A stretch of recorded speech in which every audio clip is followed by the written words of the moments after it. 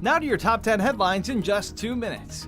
Today, the Supreme Court ruled against affirmative action, overturning 40 years of legal precedent. The ruling means race will no longer be a consideration in the college admissions process. The ruling struck down admission policies at UNC and Harvard, which some Asian American families claim discriminated against their children.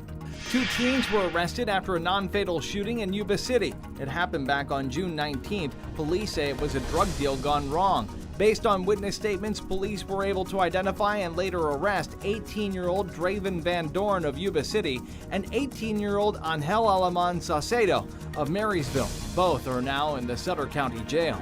The San Joaquin County Sheriff's Office says 13 people were arrested and 3 others were ticketed after more than 7,000 pounds of illegal fireworks were found there. Investigators also found close to $30,000 in cash and several illegal drugs, which officials say the group was planning to sell. A truck driver was lucky to walk away with minor injuries after his truck rolled over on I-80 eastbound near Donner Lake. No other cars were involved.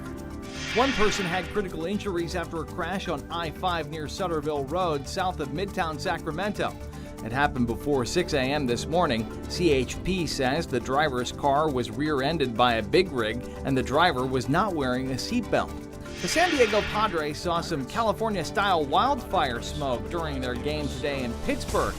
The game was delayed for close to an hour because of the air quality, and some players chose to wear masks. The Padres fell to the Pirates 5-4. Scott Peterson, the school resource officer at Marjorie Stoneman Douglas High School in Parkland, Florida, was found not guilty on 11 counts, alleging that he ran from the gunman as students were fired on and killed. He's the first member of law enforcement ever charged for failing to act during a school shooting. 17 people died in the Parkland shooting. Virgin Galactic launched its first ever flight to space with paying customers.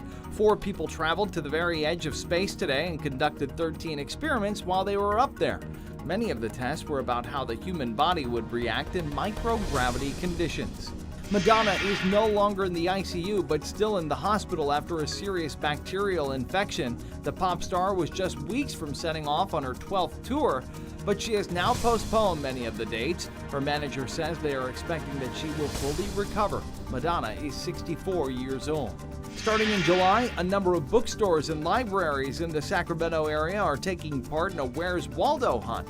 8-inch tall Waldo figurines will be placed around town with the idea of getting kids out of the house with something to do. We have more information about it at abc10.com.